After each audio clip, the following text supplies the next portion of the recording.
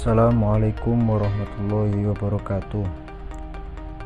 Perkenalkan, nama saya Muhammad Anif Solihuddin, NIM 9321227718, Prodi Pendidikan Agama Islam semester 6. Dalam video ini saya akan memaparkan laporan pelaksanaan magang 2 yang dilaksanakan di MTSN 1 Kediri tahun pelajaran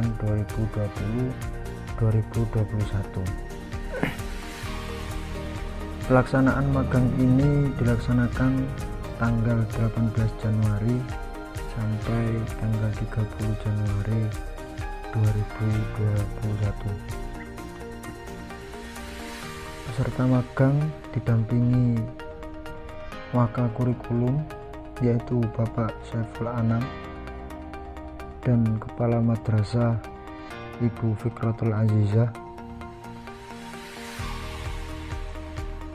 dan juga didampingi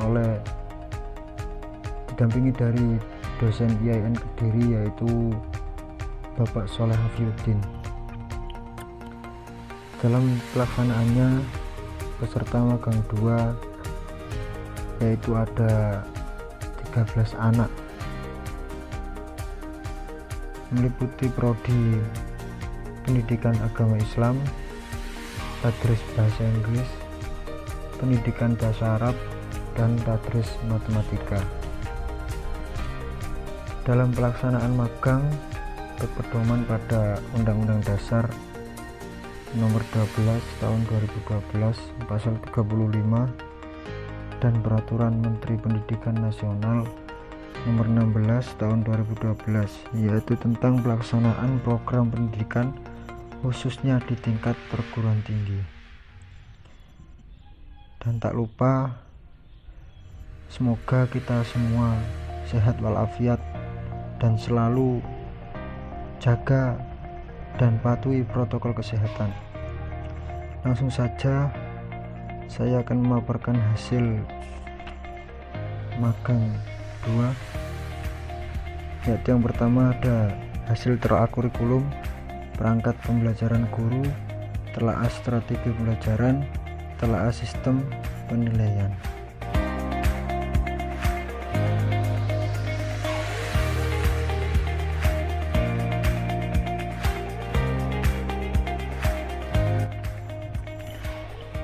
Yang pertama yaitu hasil telaah kurikulum. Kurikulum yang digunakan di MTSN 1 Kediri sudah menggunakan kurikulum 2013 yang menggunakan pendekatan saintifik, di mana dalam kurikulum ini siswa merupakan subjek aktif yang melakukan pembelajaran, sedangkan guru hanyalah seorang fasilitator yang membantu memfasilitasi kegiatan belajar siswa guna mencapai tujuan pendidikan nasional. Mengingat sekolah ini merupakan sekolah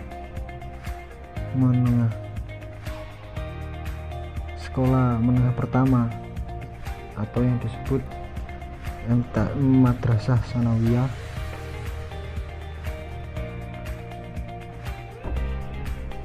maka perlu kita ketahui bahwa tujuan pendidikan Madrasah Sanawiyah adalah meningkatkan kecerdasan, pengetahuan, kepribadian, akhlak mulia peserta didik, serta keterampilan untuk hidup mandiri.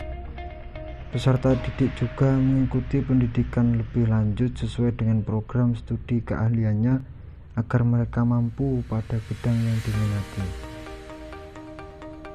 Adapun perangkat pembelajaran guru, yaitu perangkat pembelajaran disusun dengan didasari oleh standar isi yang mengacu pada kurikulum secara umum.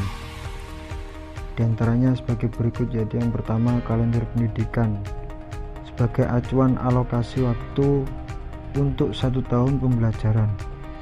Program yang kedua yaitu program tahunan sebagai langkah awal menyusun pembelajaran dalam 1 tahun. Yang ketiga, program semester yang merupakan penjabaran dari program tahunan. Yang keempat yaitu silabus sebagai acuan pembelajaran, dan yang kelima rencana pelaksanaan pembelajaran yaitu yang disebut RPP sebagai rancangan pembelajaran yang terstruktur. Yang keenam lembar kerja siswa untuk menilai progres siswa. 7. Buku materi bahan ajar untuk siswa dan guru. 8. Buku absensi untuk melihat persentase kehadiran. 9. Media pembelajaran untuk mendukung pembelajaran siswa. Dan yang terakhir, daftar laporan penilaian siswa untuk melihat pencapaian siswa.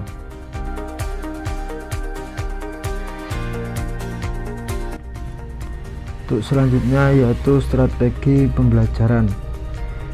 Strategi pembelajaran merupakan metode atau cara atau teknik dalam mengajar yang harus dimiliki oleh para guru. Strategi pembelajaran pada intinya adalah kegiatan yang terencana secara sistematis yang ditunjukkan untuk menggerakkan peserta didik agar mau melakukan kegiatan belajar dengan kemauan dan kemampuannya sendiri.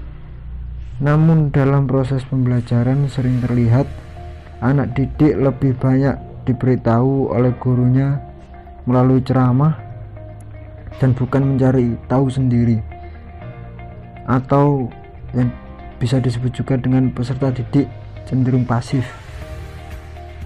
Hasil telaah atau pengamatan ini, penulis telah mengamati guru mata pelajaran Quran Hadis dalam mengelola kegiatan pembelajaran.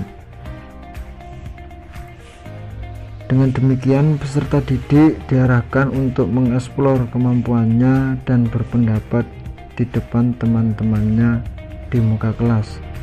Selain itu, guru juga mendorong peserta didik untuk membiasakan berakhlakul karimah seperti jujur, tanggung jawab, dan disiplin secara mandiri dalam melaksanakan kewajiban beragama seperti sholat duhur, sehingga kelak peserta didik mampu menemukan dalam dirinya kedewasaan dalam beragama, baik dalam hal afeksi religiusnya maupun dimensi intelektualnya. Untuk selanjutnya yaitu telaah sistem penilaian. Penilaian pembelajaran pendidikan agama Islam di sekolah adalah proses pengumpulan dan pengelolaan informasi untuk mengukur pencapaian hasil belajar peserta didik dalam mata pelajaran Al-Quran Hadis di sekolah. Ada beberapa teknik yang dapat dilakukan dalam rangka penilaian ini, yang secara garis besar dapat dikategorikan sebagai teknik tes atau teknik non-tes. Teknik tes merupakan cara untuk memperoleh informasi melalui pertanyaan yang memerlukan jawaban betul atau salah, sedangkan teknik non-tes adalah suatu cara untuk memperoleh informasi melalui pertanyaan yang tidak memerlukan jawaban betul atau salah. Adapun aspek penting dalam penilaian yaitu yang pertama objektif, beracuan kriteria, menyeluruh dan berkesinambungan, sistematis, adil, sahih, akuntabel. Itu selanjutnya yaitu RPP, rancangan RPP. Komponen RPP terdiri dari 14, yaitu yang pertama identitas madrasah, yaitu nama satuan pendidikan. Yang kedua identitas mata pelajaran. Yang ketiga kelas atau semester. Yang keempat materi pokok. Yang kelima alokasi waktu yang sesuai dengan keperluan untuk pencapaian KD dan beban belajar dengan mempertimbangkan jumlah jam pelajaran yang tersedia dalam silabus dan KD yang harus dicapai. Yang keenam, Kompetensi inti yang terdiri dari sikap spiritual, sikap sosial, pengetahuan, dan keterampilan. Yang ketujuh, kompetensi dasar dan indikator pencapaian kompetensi. Yang kedelapan, tujuan pembelajaran yang dirumuskan berdasarkan KD dengan menggunakan kata kerja operasional yang dapat diamati dan diukur, yang mencakup sikap, pengetahuan, dan keterampilan. Yang kesembilan, materi pembelajaran yang memuat fakta, konsep, prinsip, dan prosedur yang relevan dan ditulis dalam bentuk butir-butir sesuai dengan rumusan indikator ketercapaian kompetensi. 10. Metode pembelajaran digunakan oleh pendidik untuk mewujudkan suasana belajar dan proses pembelajaran agar peserta didik mencapai KD yang sesuai dengan karakteristik peserta didik dan KD yang akan dicapai. 11. Media pembelajaran berupa alat bantu proses pembelajaran untuk menyampaikan materi pembelajaran. 12. Sumber belajar dapat berupa buku, media cetak, dan elektronik, alam sekitar, atau sumber belajar yang lain yang relevan. 13. Langkah-langkah pembelajaran dilakukan melalui tahapan pendahuluan, inti, dan penutup. 14. Yaitu yang terakhir, penilaian hasil pembelajaran yang dijabarkan atas teknik penilaian, bentuk instrumen, dan instrumen yang dipakai untuk mengumpulkan data. Untuk selanjutnya yaitu pengembangan media pembelajaran. MTSN 1 Kediri menggunakan buku dari Kementerian Agama sebagai pembelajaran utama, sedangkan media pembelajaran lainnya menyesuaikan materi belajar seperti LCD yang digunakan untuk memutar video dan menampilkan PowerPoint. Di mana hal ini seorang guru tetap memberikan ceramah materi secara garis besar, kemudian siswa melakukan pengamatan pada layar monitor. Hampir seluruh guru Al-Quran Hadis, seluruh guru Quran Hadis di MTSN 1 Kediri menggunakan PowerPoint sebagai media pengganti papan tulis. Hal ini dibuktikan karena setiap pembelajaran guru selalu menyiapkan PowerPoint dan di setiap kelas sudah tersediakan LCD proyektor. Akan tetapi tidak semua kelas memiliki sound speaker, sehingga guru terkadang masih perlu membawa sendiri di setiap pembelajaran. Selanjutnya, pengembangan bahan ajar. Pengembangan bahan ajar merupakan pengembangan seperangkat materi yang disusun secara sistematis, yaitu yang pertama prinsip relevansi, artinya keterkaitan materi pembelajaran hendaknya relevan atau ada kaitan atau ada hubungannya dengan pencapaian SK dan KD. Cara termudah ialah dengan mengajukan pertanyaan tentang kompetensi dasar yang harus dikuasai siswa. Selanjutnya, pengembangan lembar kerja peserta didik. Lembar kerja peserta didik juga menjadi sarana sebagai salah satu cara menambah pemahaman dari peserta didik. Lembar kerja peserta didik ini biasanya merupakan gabungan dari pemikiran-pemikiran dan hasil musyawarah dari guru mata pelajaran. Penggunaan lembar kerja peserta didik sebagai salah satu media pembelajaran juga memiliki kelebihan dan kekurangan. Salah satu dari kelebihan dari adanya lembaga kerja peserta didik adalah dapat mempermudah pemahaman peserta didik, baik dari segi verbal maupun visual. Selain itu juga dapat menambah daya tarik dari peserta didik yang memahami materi yang akan dan telah disampaikan oleh guru. Kelemahan lembar kerja peserta didik yakni tidak dapat menampilkan gerak dalam halaman media cetak. Selanjutnya, pengembangan perangkat penilaian. Penilaian merupakan serangkaian kegiatan untuk memperoleh, menganalisis, dan menafsirkan proses dan hasil belajar siswa yang dilakukan secara sistematis dan berkesinambungan sehingga menjadi informasi yang bermakna dalam pengambilan keputusan untuk menentukan tingkat keberhasilan pencapaian kompetensi yang telah ditentukan.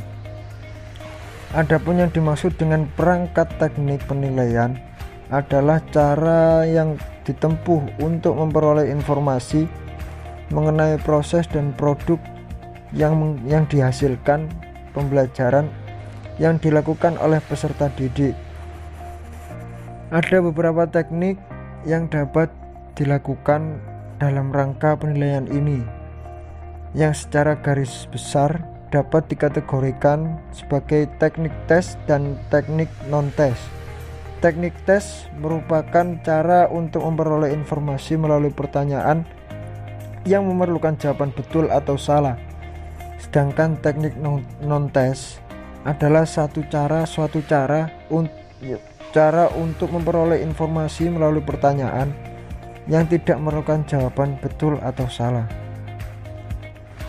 Dari kesimpulan di atas, yaitu berdasarkan kajian teori dan uraian hasil kegiatan magang 2 di MTSN 1 Kediri, dapat penulis simpulkan bahwa seorang guru dalam melaksanakan tugasnya dalam kegiatan belajar mengajar di sekolah harus memiliki seperangkat acuan atau pedoman dalam pelaksanaan aktivitasnya yang dikenal dengan istilah perangkat pembelajaran.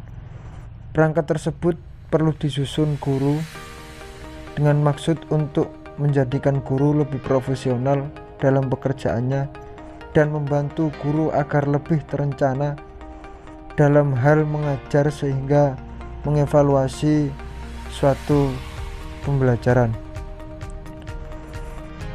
Adapun saran yang saya berikan antara lain, yaitu yang pertama, sebagai calon guru yang profesional, mahasiswa magang harus melakukan atau melaksanakan observasi yang serius dan bertanggung jawab agar mudah memperoleh data atau informasi yang sesuai dengan kenyataan di sekolah yang dituju. Bagi pihak sekolah, sebaiknya terus menerapkan metode pembelajaran yang efektif sehingga semua siswa dapat mengikuti proses pembelajaran dengan baik, dan disarankan juga menambah variasi metode pembelajaran yang lebih efektif untuk masa yang akan datang agar peserta didik lebih giat untuk belajar. Dan bagi kampus diharapkan memberi sosialisasi yang lebih jelas kepada seluruh mahasiswa supaya ketika pelaksanaan magang tidak ada yang dibingungkan. Sekian dari saya, kurang lebihnya mohon maaf yang sebesar-besarnya. Jangan lupa jaga kesehatan, patuhi protokol kesehatan. Dari saya, walafu minkum. Assalamualaikum warahmatullahi wabarakatuh.